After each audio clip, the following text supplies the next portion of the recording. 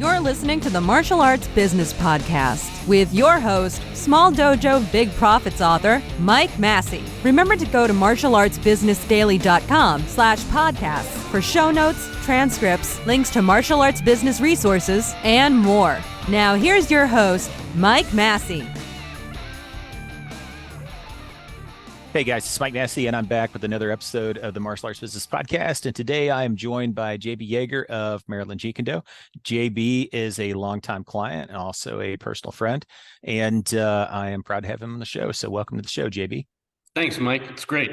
Yeah, how are things up there in Baltimore right now? Pretty good. The leaves have changed and finally started falling. Scenery's been absolutely beautiful. Weather hasn't been too bad. It just started getting cold. But it's been great. Yeah, it's been really good. I'm kind of jealous. You know, we get like 2 seasons here in Austin. You know, we really don't get 3 or 4 seasons. It's either you know, super hot, like, you know, we're in a drought, or it's cold. You know, and it's weird. The weather changed really quickly on us, which hardly ever happens, and we're actually getting fall-like weather now. And I'm so stoked, you know, like spending most of my childhood in the Midwest, you know, I'm like, yeah, I'm all about it. So now I just got to maybe drive out to Lost Maples or something like that and go see the leaves turn. So, yeah. So what I wanted to bring you on today to talk about on the show is really to talk about kind of your experience as a martial arts instructor. You teach Jeet Kune. You kind of are, you know, I would say like, you know, kind of a Jeet Kune purist in a sense. And the way that you run your studio and how, you know, how you've overcome some of the challenges involved in running a studio where you're teaching a martial art, it's not easily commercialized. I know that many times just from people that, you know, I've run into over the last 20 years, you know, after writing Small Dojo Big Profits, some of the people I've run into, they assume that because Small Dojo Big Profits was written at a time when I was teaching traditional martial arts in my own studio, even though I was doing other martial arts, you know, on my own, that it can't be applied to, like, say, a Brazilian Jiu-Jitsu school or a Muay Thai school or an MMA school or something like that. So first, why don't you just tell us a little bit about your martial arts background and maybe a little bit about your studio, and then we'll go from there. Sure, absolutely. I started martial arts probably around 9 years old, right in that Karate Kid era. I don't even remember what it was I was studying. My mom says I like to, when they were doing laps around the dojo, that was my favorite part. I really got serious about it in junior high school. I did Matsubayashi karate, and this was it was the same year the first UFC dropped. So I remember that being a big deal at the dojo. Everybody was passing around the VHS tapes that somebody had bootlegged.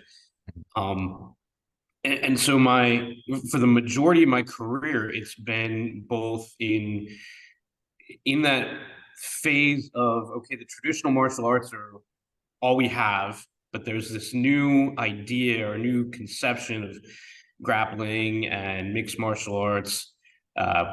And so for me, I got introduced to JKD because my parents got me the Tao of Jeet Kune one year for Christmas around that same time. So it made sense to me at the beginning of the UFC, reading Bruce Lee, that, well, yeah, why would you confine yourself to one style? Why would you confine yourself to just one way of doing things? And so my career has gone back and forth from mixed martial arts to traditional martial arts, progressive martial arts, whatever you want to call it. You know, sport versus street, whatever. And I just never understood the point of any of those dichotomies. Yeah. Right. Is it working? Does it work in one venue? Can you make it work in all the venues? Okay, cool. That's great. Yeah. Well, it's kind of interesting that you mentioned the fact that, you know, you talk about practicality, because, you know, we're both students of Burton Richardson. And I think, you know, honestly, I think Sifu Burt's probably one of the best, one of the foremost experts on, you know, street efficacy of martial arts, you know, how to make your martial art street effective in the world. And, you know, studying his materials over the years, it really kind of opened my eyes up, and he always has a unique perspective on things. And you're pretty much in your studio, I mean, you're pretty much teaching Burt's curricula now, right? Yeah, we're a JKD Unlimited training group. And I'd done JKD with a couple other associations. I got my start with a student, Paul Vunak, and then started training with Paul, and then with Singh. And when I finally, it was actually you and one other person who was like, you need to look up Burton Richardson and hook up with him. You'll gel right away. Yeah, it gave me a way of looking at training that my students who've been with me before Burton and after Burton will tell you how much things shifted. And so, yeah, I've very much the mixed martial arts of the street attitude. But if you come into our school, it's still very much a dojo. It's still that kind of that martial. Bruce Lee called it martial art, not martial arts. That almost old school Budo attitude. Training for self-perfection and for self-protection. Yeah. It's I don't know. I used to always tell my students, I'd be like, martial arts without philosophy is like soup without water. It just isn't. But what opened my eyes, and I don't want to go off on too much of a tangent here, but what opened my eyes to Bert's methods is in my second studio, I was looking for something different to teach my adult students because I knew that traditional martial arts were not as much of a draw as they used to be for adult students. And I know certain schools and the way they run their schools and so forth, they end up getting a lot of adults, but mostly because they're teaching family classes. And I just wanted to go in a different direction. I also wanted to train with my students the same things that I enjoyed training, which was more along the lines of reality-based martial arts. And I was teaching Bert's MMA for the Street program to my adults. And what was interesting was I had two different students who had started off from scratch, like knowing nothing. And one was training to be a cop. The other one was just, he was a plumber, I think. And his older brother, that guy was funny because he was a smaller guy. And his older brother was one of these hardcore, big, huge biker guys. And he ended up, his brother kind of playfully attacked him at a family reunion. And he ended up, did a double leg and took him down and, choked his brother, and then made his brother give up. And then the guy who was trained to be a cop, he ran into somebody who was, I think, a karate brown belt at a party.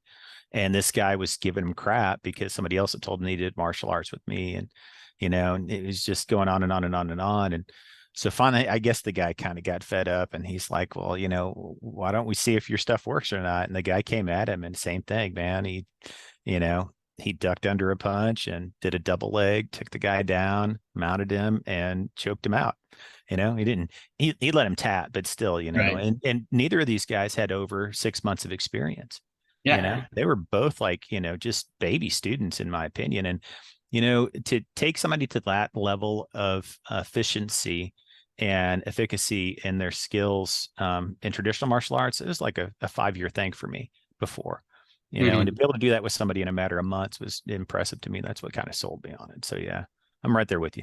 And one of the things that, like I said, having done JKD and all kinds of other martial arts before I got working with Burton, there were so many things I learned from other teachers that I was like, this is really cool. I can't pull it off in sparring. I like it, but I can't do it. And so, I wouldn't teach those things. I wouldn't really include those in my curriculum for my students because I couldn't make it work. And then, same thing. I start going through Burton's teaching methodology and putting myself through those rounds. And now I can do all of those things that I would have immediately written off as this is impractical or this is, BS. Yeah. And what's cool about Bert too is he's a martial artist. I mean, he teaches the art side of it, but he wants you to be functional first, which I appreciate, and I'm like all for that too, so yeah. Well, let's move on. Cause I've got a list of questions I want to ask you. And the first question I want to ask you is, you have been around the martial arts world for a long time. I can't remember, were you the person that reached out to me to ask me for a copy of Small Dojo Big Profits from, the Bullido forum? Cause you were like a moderator on there, right? Yeah, I was, and that's how I first heard of you. It was Okay. one of my other friends from Bullido. Yeah. Omega was his screen name. He was the guy who did the review of you. Okay. Yeah. Nice guy. Yeah, and he took flack for that. He's a big school owner, and you hear these terms get tossed around all the time. Oh, that's Bushido. That's Bushido. Mm-hmm. Way back in the day on Bushido, we had to really delineate. Okay, there's a McDojo, Mm-hmm. and then there's Bushido. Bushido is, the no touch knockouts, the, Mm-hmm. 80-year-old grandmaster throwing people around the room without laying a hand on them. A Mm-hmm. McDojo is just a school that's overly commercialized. Mm-hmm. And you see that now where we have Brazilian Jiu-Jitsu McDojos. It Mm-hmm. doesn't necessarily mean what they're teaching isn't functional, but Yeah. they're going to charge you a lot for every single belt or whatever, whatever their business practices are. Mm-hmm. Um, and so when I first got introduced to small dojo big profits through Bushido, it was like, this is how you can run a profitable school, make a living, and not be sleeping on your mats and eating ramen because you can't afford your groceries, Yeah. So Yeah, yeah. I remember those guys. I remember somebody pointed it out to me because I got to the point early on after I released that book because I had so many people that were just spreading lies about me and just falsehoods because I was really kind of, without realizing it, kind of shaking up the industry at the time with the ideas that I was presenting. And yeah, I remember somebody pointed out to me, they're like, man, you ought to see what they're saying about you in this forum. And I'm like, oh, whatever. And I went and looked and I'm like, oh my gosh. So then when your friend Omega approached me to get a copy of my book, I was like, I don't think so. He's like, no, really, I want to do a legitimate review. And I was like, you guys have not been kind to me. None of the people in that forum have actually read my book. Right. Why should I? He's like, I'll buy it. And I'm like, that's fine. And he actually did a very nice review. He was a very, very fair. It was interesting.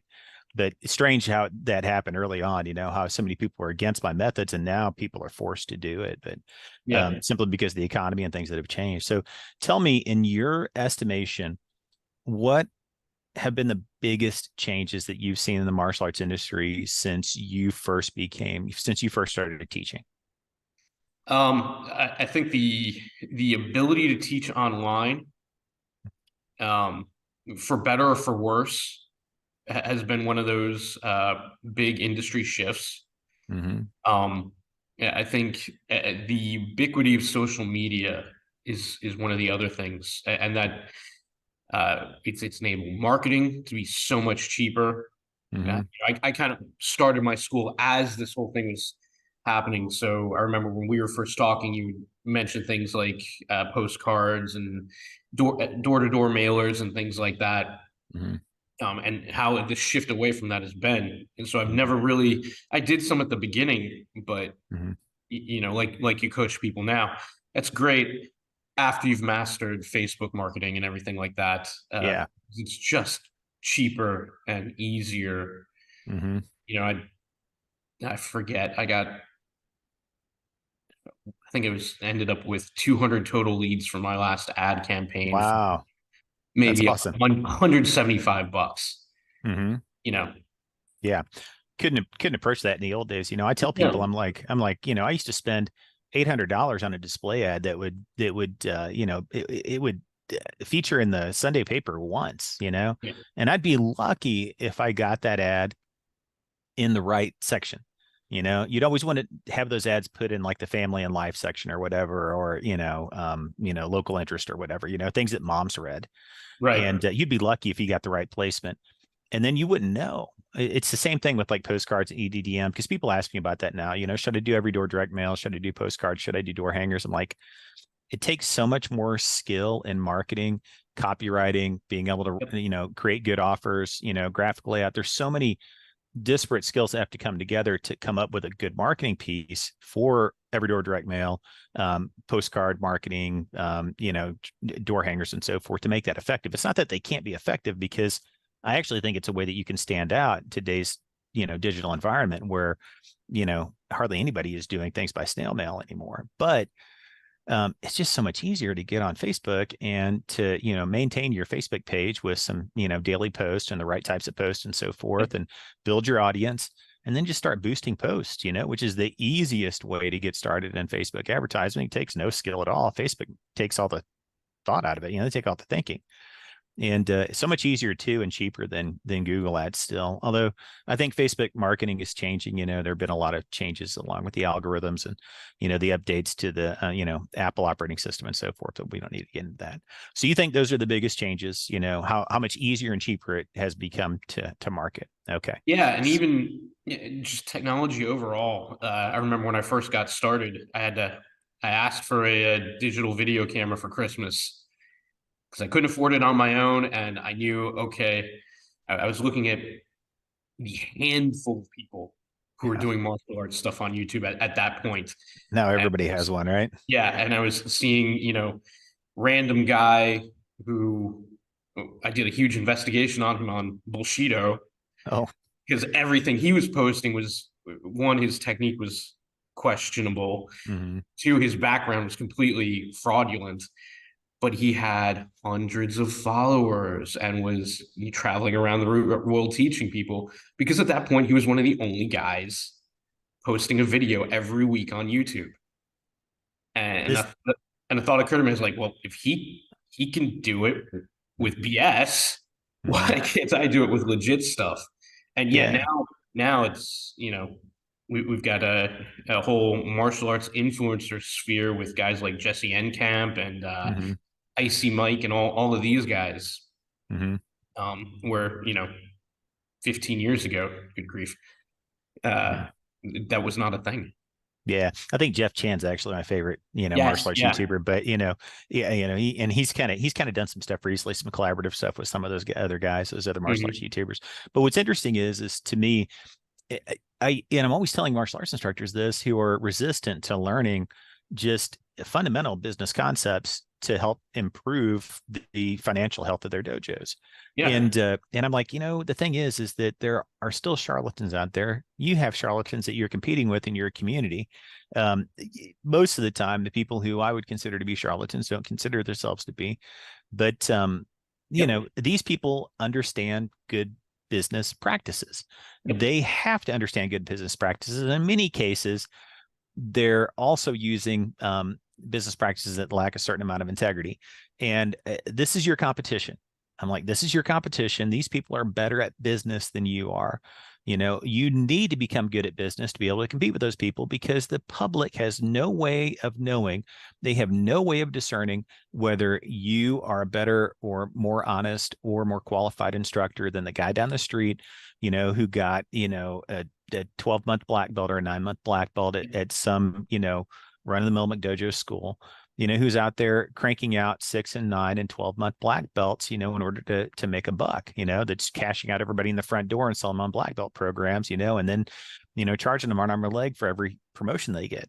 I'm like, there's no way for the public to tell which is better. You have to be good at marketing. You have to be good at business management and so forth. So it's interesting you brought that up. Now, tell me this. When you were first starting off, what was your biggest challenge? Was it marketing or was it something else? I would say it was definitely marketing. I had an understanding of that I needed to do it, that I wanted it to look cool or whatever.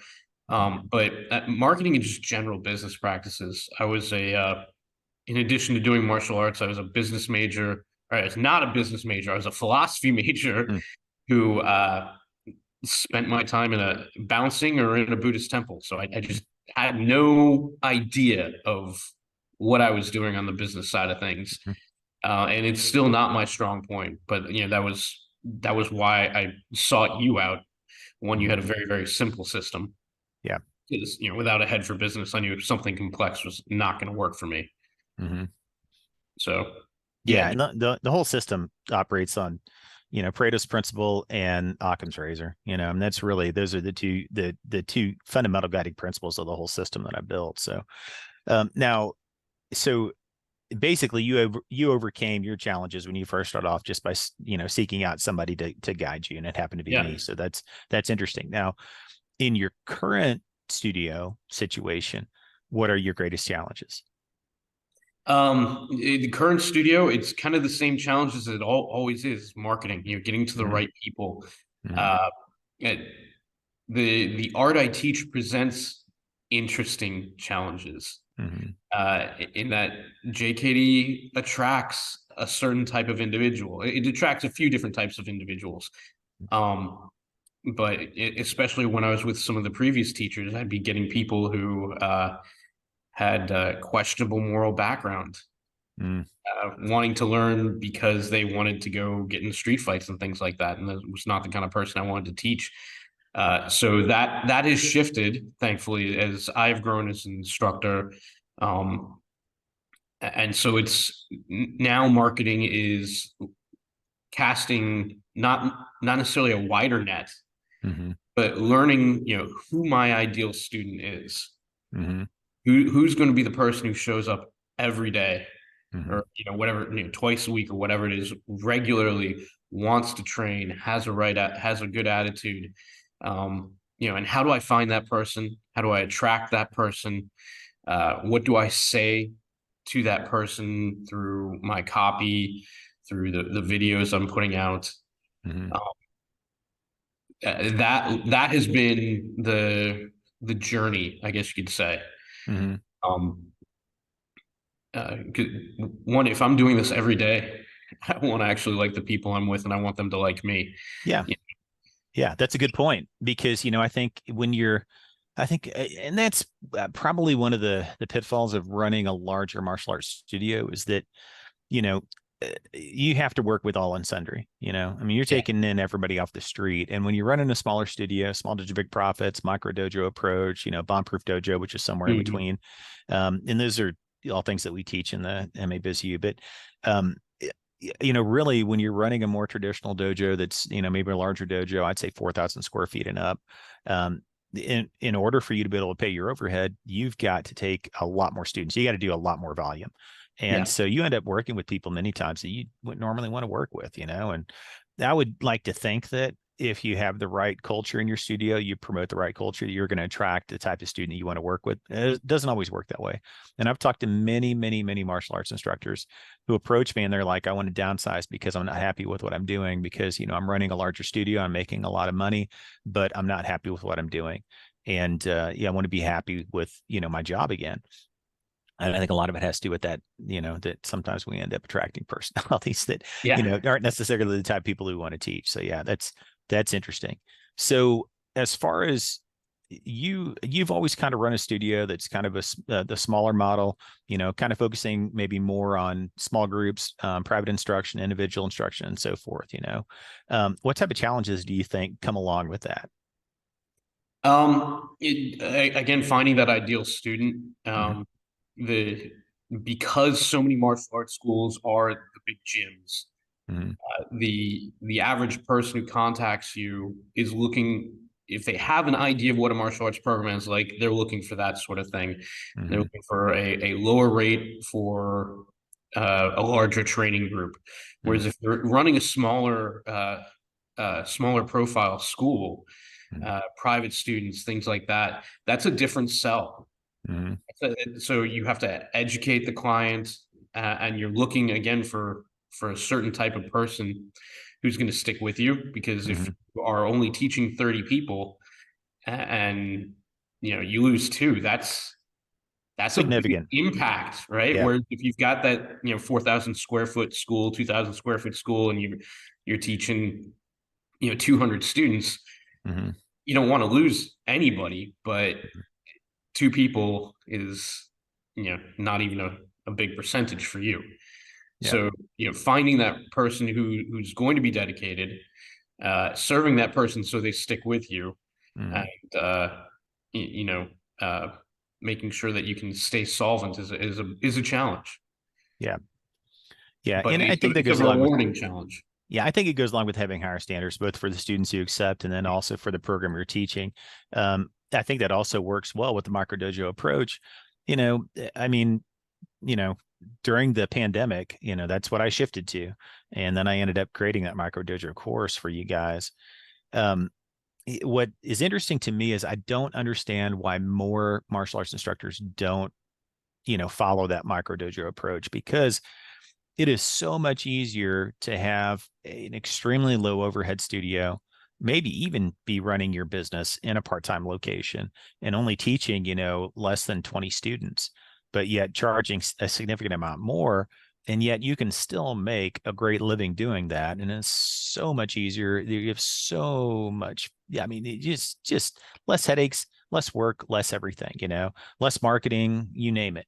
And I don't understand why martial artists don't do that, or more martial artists don't pursue that pathway to success, except for the fact that I think a lot of martial artists have this kind of, maybe this traditional, vision of what a martial arts school is, of what a dojo is, and, they, some traditionalists, they want the Mr. Miyagi dojo behind their house, or, whatever, or other people are like, I came up in a school that was, in a strip mall or something like that. And it was, 3,000 square feet or 4,000 square feet or whatever. And that's the way we trained. And I want to have an environment like that.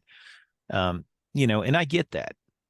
But sometimes I don't think that's the most rewarding way to go. I think there are more headaches that come along with that type of more commercialized school than people realize. So it's interesting that you mentioned that. Now, as far as the changes go in the industry, speaking in, and it's rare that I get to talk to somebody who's been around the industry as long as I have. So do you think the changes that have happened over on the industry are positive or negative? The ones that we've discussed, maybe the greater ease in marketing, and, the public being, much more educated about, the product that we offer and so forth. I think, like everything, it's a double-edged sword. The fact that we all have great cell phone cameras, and the easy access to video editing. I mean, I'm on Canva every day. Whether it's, for a quick 30-second video that I can upload to Instagram and YouTube, or for running a marketing campaign or whatever. Those things are great. The ease of access, though, has also led to more noise. So you do have to, you can't just use the tools. You have to start becoming skilled at them. And this is still a process with me. Because you have to be able to stand out. Yeah. You kind of also have to understand what it is you're trying to do. Because if you want to be Jeff Chan, that's a completely different skill set than trying to get somebody within your 5-10 mile radius to show up at your school. Yeah. Now, you can definitely monetize those skills.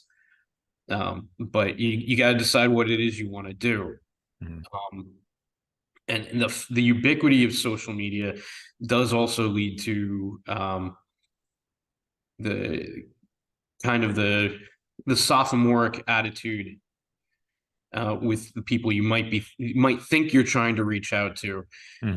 The fact of the matter is, and this is not a shot at Icy Mike or Jeff Chan or Jesse Enkamp or any of them, but I'm probably not trying to attract any of the people who watch their videos. Yeah. If you're a massive fan of Ramsey Dewey, who puts out great content, you're probably already training somewhere. And okay, that's cool if you want to switch to my school from where you're already training. But it's much easier for me to attract somebody who's not already training somewhere. So you're already training somewhere, or B, you're a keyboard warrior who's watching martial arts influencers and think you're educating yourself. But that, the person B is going to show up in my school and they'll be gone within a month to 3 months, because they're going to realize it's a hell of a lot harder to actually train to fight than it is to watch YouTube. Yeah. And the thing is, the guys you mentioned, Enkamp, Icy Mike, Jeff Chan, Ramsey Dewey, they're all good martial artists in their own right. They've put in the work. Yeah. Right. Jeff Chan's phenomenal, man. He is. But they're entertainers, as far as their full-time job now that they've chosen their career path as YouTubers is to be entertainers. And so their job is to entertain, and they do put out some highly entertaining content. I love some of the stuff that they put out. I think Jesse has recently, because I hadn't really followed his content for many years, and way back when I was in contact with him because he published an article of mine that I wrote, a humorous article and so forth. Oh, cool. Really nice guy. But I think he puts out some of the best content on traditional martial arts that there is, which is great. I think it's a service to the industry. But, for the average martial arts school owner, this brings me back to the common mistakes that I see martial arts school owners make. And, I think one of the common mistakes, you mentioned it, is that they try to target the wrong audience. They think that their audience and that the primary audience that they need to reach in order to attract students is martial artists. And it's just not so. It's never been that way. Your primary audience is the consumer who doesn't do martial arts, but they would like to try it. That's your primary audience, or your primary audience are consumers that would like maybe a family member, like a child, to do martial arts or whatever, if you teach children. So that's one of the main mistakes I see in marketing. Second main mistake I see in marketing, which is actually, it's kind of interesting, but it has everything to do with messaging, because there's really two ways that you can go about being effective at marketing. You can use the shotgun approach, where you just put a ton of marketing out there, just a ton of marketing content, a ton of marketing campaigns and so forth. And, really just focus on offers. You're just focusing on the best offer that you can possibly put out there. That's an offer. I call it a Godfather offer, an offer you can't refuse. Then you just put a ton of it out there. And then the other approach to marketing that you can take is having the right message, having a unified central message that is telling your story in a way that is compelling and that helps you stand out and differentiate. When you can combine those two approaches, when you learn to have a unique voice and you learn to differentiate in the marketplace, which you need to do with, as you said, all the noise that's out there in the digital marketing world today, and you can combine that with that kind of shotgun approach, then that makes for pretty phenomenal marketing. And then the third most common mistake I see is I see martial arts instructors try to do everything free.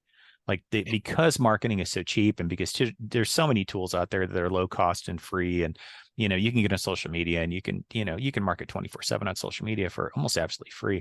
The only problem is now is like on Facebook, which is where still most of the moms are, in most of the families, most of the people you're trying to reach.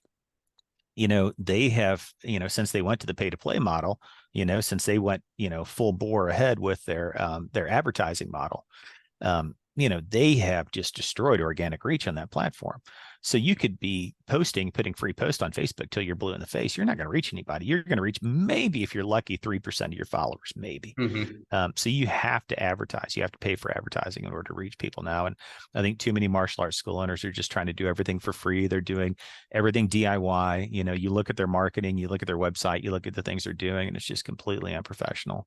And, I think in today's market, you just cannot afford to be unprofessional. Yeah, it's something you can't do. So yeah. And you can do that after you've put in the work. Right? You can build your own website after you've learned what a martial arts website has to be to attract people, right? Yeah. You can write your own ad copy after you've learned copywriting. And even then you're still, I'm constantly trying to learn new skills for whether it's editing videos or writing copy. Yeah, well, the crazy thing is, though, what's interesting, JB, is you don't have to learn those skills anymore. And that's something that I'm trying to get across. Like the most recent, I don't know if you've taken a look, because I know you just got on the app that I just released, but the most recent marketing course that I released is kind of like a condensed marketing course, because my old marketing course had just gotten too bloated and people would look at it. They're like, it's just too much. And they would just give up on it immediately. So, I try to focus on 80/20 marketing activities in that course. And one of the things that I'm trying to get across to people now is you don't have to learn all those skills. When I first started, I built my first martial arts website in 99 and 2000. And I remember building that website in Microsoft Publisher, because Microsoft Publisher had an HTML, what you see is what you get, website builder. And I built it. It was actually a pretty decent website. It was pretty cool. It had like some Asian music in the background. It had a little dragon moving at the top, for the time. It was, it was pretty cool. And, and then you could publish it, with an FTP software that I think came with Microsoft Publisher. And I was one of the first martial arts studios I knew to have a martial arts website. And what happened was I built that website, I got it online, and then one of my students was a web programmer, and she did amazing websites at the time. And she built this really cool website that did absolutely jack for me. Okay. Right. Like nothing. And so I ended up taking her website down, and I read a lot of Dan Kennedy stuff, and I started doing website sales letters. And I started copying what I was seeing in the online marketing world to the martial arts world, the martial arts industry. And then all of a sudden I started getting tons of leads from Google. As a matter of fact, that's one of the things that saved me during the Great Recession, because we were like months away from bankruptcy after the Great Recession happened, and that whole story, I've told it before, but Right. that's what allowed us to turn that school around and get up to 125 students and, 20 grand a month in revenue and so forth. But you don't have to do that anymore. See, I had to learn web programming. I had to learn copywriting. I had to learn how to do graphic design. I had to learn all these disparate skills, search engine optimization. I got a search engine optimization certificate. I did all these things. You don't have to do that anymore because all you gotta do is pay somebody. And it's so much cheaper now to do. You're, say you've got, I always tell instructors, you need to be spending, if you're making $10,000 a month, if you're bringing in $10,000 a month gross in your studio, you should be spending 10% of that at least on marketing every month.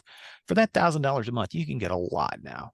You can get a website for $300 a month from one of the more reputable website, martial arts website builders out there that already has, lead capture forms, already has, SMS text marketing, integrated with it, already has maybe integration with Calendly, or they might have their own calendar software on their appointment setting software integrated with it. Automatically is already search engine optimized, so it's going to show up well in the search engines and local search, and on and on and on. These are things that would have taken me, hundreds of hours to do on my own in the past, and maybe thousands and thousands of dollars, and you don't have to do that anymore. So it's interesting you mentioned that too, because I want to just impress upon people out there, you don't have to learn all those skills yourself. No, you don't. And I've learned them over years, right? Yeah. Just like you were saying, it's not that I need to know it right now, but as you go through this process, it's just like your martial art, right? Well, You pick up things as you go. And then years ago, you had to learn those skills, to market online. And what all I'm saying is you don't anymore. So it has gotten a lot easier, just like you said before. And I think it's, it's really tragic that martial arts instructors are still out there and they're still struggling for lack of, number one, learning fundamental business skills. Number two, learning how to market. Marketing and sales solves your cash flow issues. That's like 80% of the problems you're gonna have in a martial arts studio. Okay, so let's move on. So running a JKD studio, I'm going to assume that was a dream job for you. Am I correct in that? Oh, absolutely. Yeah. Dream job, wanting to kind of having in the back of my head of what would, if I could go back in time and teach myself, or the student who's like me at that age, what would the dream dojo have been? What would the experience have been of going through that training? So it was absolutely a dream come true. It's also kind of a nightmare because I really got started when I got laid off from my day job. I remember talking to you about that back in the day. Yeah. I had the part-time training group and was like, okay, here we go. I don't have a choice. So it's interesting. You're not the only person that I've coached that had that happen to them, but sometimes that's, the biggest challenges we have in our lives are sometimes catharsis, that we go through to take us to where we need to be in our professional lives, to be happier. So what would you say is the best part of your job? Oh, there's so many great points in my job. Kind of living my dream, getting to surround myself with the martial arts. Probably the biggest one are those moments when you're teaching someone who's struggled with something, and then they have that aha moment, moment of where everything clicks, and you get to see them overcome whatever it is they've been struggling with. That's always just a huge rush. The moments where someone comes to you, and almost always not the person you'd expect, but someone comes to you and says, what you've done in my life matters. It has helped me. It has benefited me, or however it goes. Those are huge. And obviously teaching martial arts, you already mentioned two of your students. When you do have that person come to you and say, hey, I had to fire somebody at my job, and then her boyfriend and his buddy jumped me out back, and the police officer reviewed the footage and immediately asked me where I trained and can I sign up. Nice. Those moments are big, Yeah. just from a kind of an egoistic standpoint. But Yeah. it's Yeah. always cool hearing stories about how you helped people. Yeah, it's fun having students come back after years and years. I had a student that was that trained with me when he was in high school and ended up going in the service, at my urging actually, because he had dropped out of school. He ended up in Bosnia with the 10th Mountain, Wow. and he came back and we chatted years later after he was already an adult, and in his mid to late 20s, and he kind of stopped and in the middle of the conversation and said, "You know what, Mr. Massie, all the stuff you taught us really works. I just want you to know that." I was like, don't tell me Don't tell how me. it works, but I appreciate that. That's good. All right. So, we talked a little bit about my coaching program and stuff, and I would probably be remiss if I didn't allow you to talk about it more, simply because one of the reasons why I do this podcast is obviously to educate people on the products and services that I offer. So, for those of y'all that are out there listening that don't know, I offer, a multitude of courses and books and a coaching program and so forth for people. So what do you think has been the biggest benefit of joining my coaching program, MA Biz U? I mean, the fundamentals of learning how to run a business was huge for me.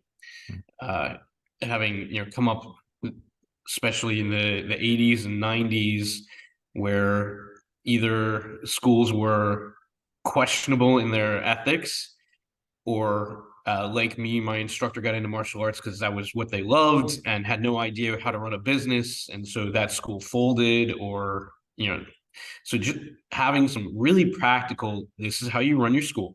This is how you operate from day to day to make sure you don't get your doors shut. But then, having known you for so long, watching as the program evolved with the times, as you've explored different models, you mentioned the Bombproof Dojo, the Micro Dojo, the Micro or the Bombproof Dojo model just made so much sense for me. Having I've done private lessons, I've mixed private lessons and group classes, and the clients who got into the group class and wanted more, they'd add a private lesson a week or whatever. Those were the guys who I ended up loving training with. A lot of them went on to become my training partners just because we're on the mats every day. So the ability to kind of shift to a model that focused on that definitely made sense to me. And as I've stuck with you through these years, and seen what other business coaches, it is interesting to me how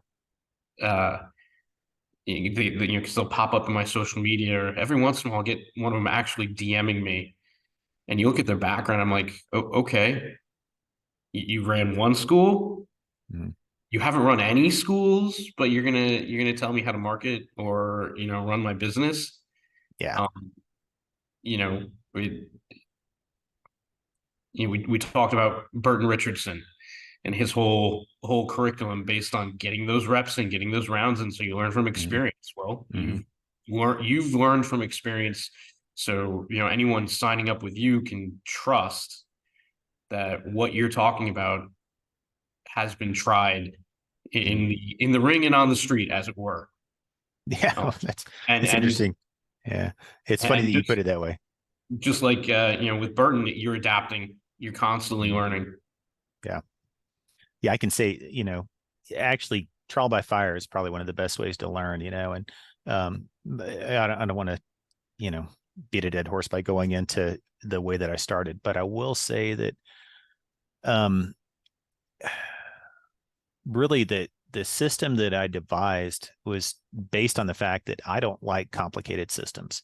I really don't. And it has long been a kind of an open secret among consultants in the consulting industry, no matter which industry that consultant is operating in, that if you can take a simple problem and create a complex solution for a simple problem, you can prolong the client's pain and also prolong the amount of time that the client gives you money. It's as simple as that. And I'll see martial arts instructors that maybe have purchased one of my courses or purchased one of my books or so forth. And then they'll spend, $10,000 on some sort of mastermind coaching program with another martial arts business consultant who may or may not be qualified to teach them how to run a martial arts studio. And the number of people that are in the industry now, because there's no barrier to entry for being a consultant or a business coach, is insane. And half of them have no business teaching martial arts business to anyone, or the business side of martial arts. But then what'll happen is they'll go and they'll get in those programs, and then they'll come back to me and they'll say, you know what, I spent all that money, I didn't learn a damn thing. Or they'll tell me, you know what, they were just teaching your stuff and they were teaching it poorly. I've had so many people tell me that. Or a client recently who came back into the MA Biz U program, who'd been a client before, left, joined somebody else's mastermind program, and then came back to my program and told me, he's like, look, the stuff they were teaching was just amoral.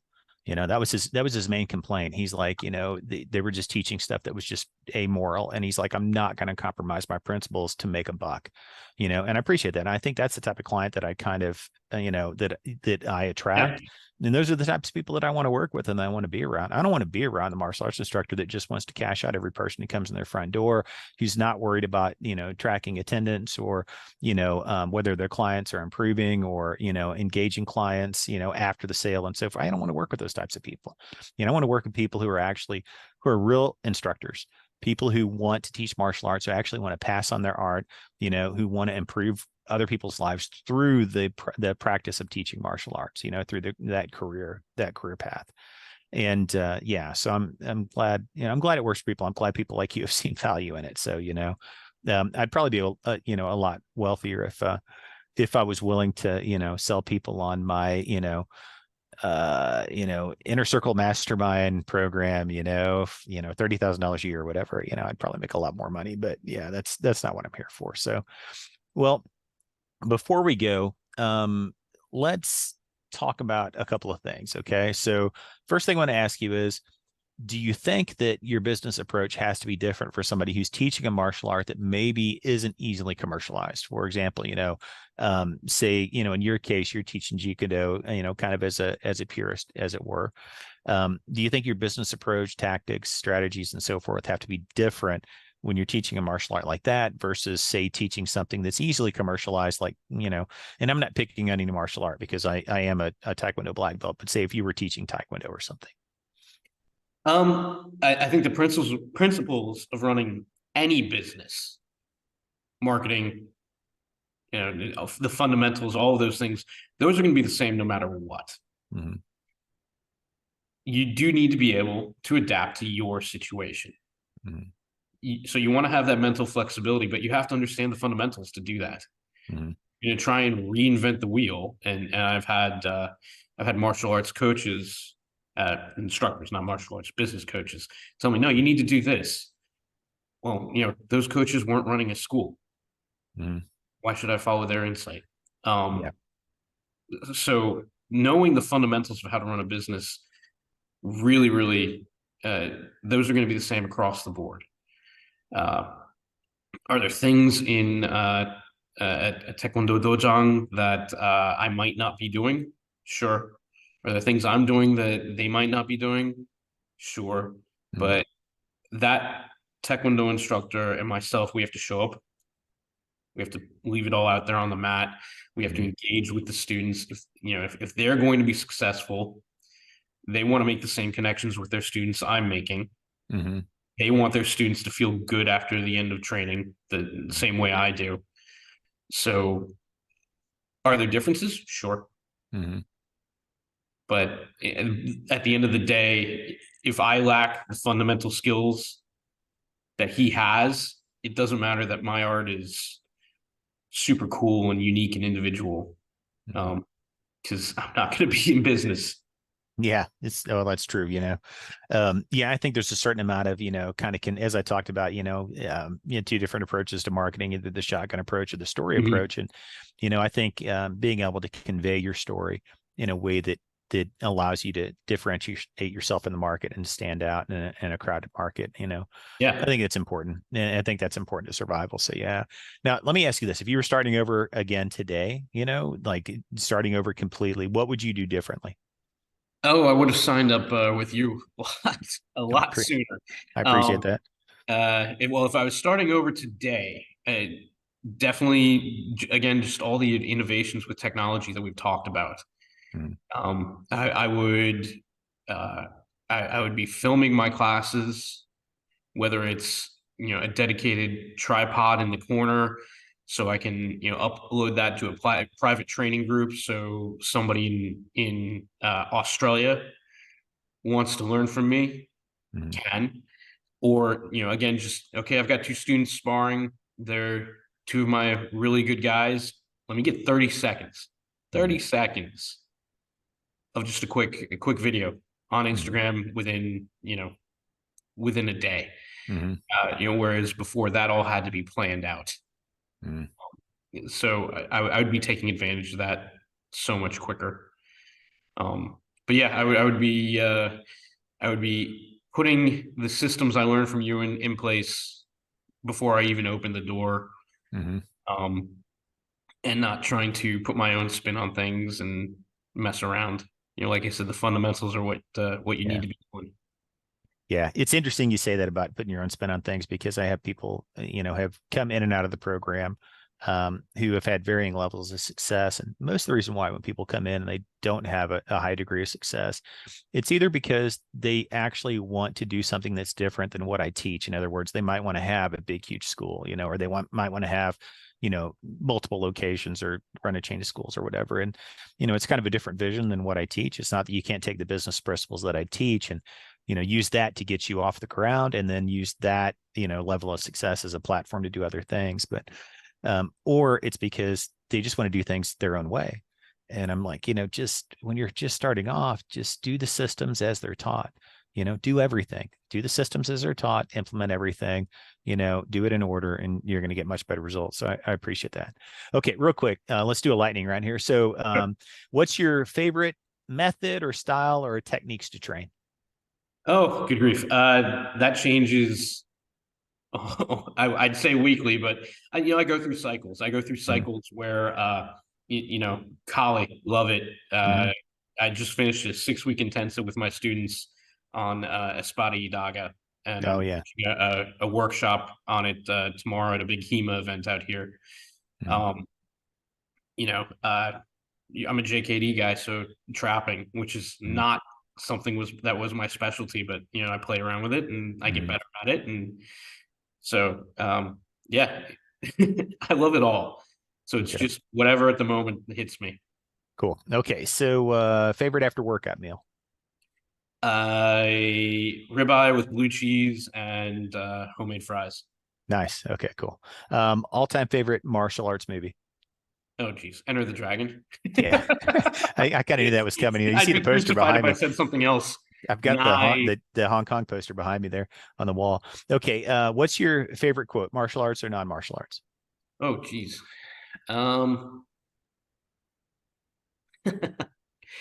Humphrey Bogart once said the problem with the world was that the majority of people were 3 drinks behind. He said if everyone just had 3 martinis, we wouldn't need the UN. Yeah. Okay. I like that. All right. And what's your preferred adult beverage? Either a Manhattan or mead.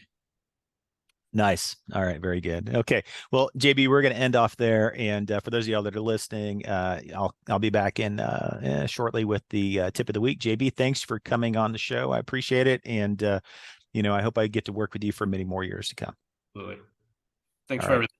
Thank you, sir. The tip of the week. It's time for our featured martial arts business tip of the week. For more great tips, be sure to visit martialartsbusinessdaily.com to subscribe to our newsletter. And while you're there, click on the Business Resources tab for links to all Mike's martial arts business books and courses. Now, here's your martial arts business tip of the week.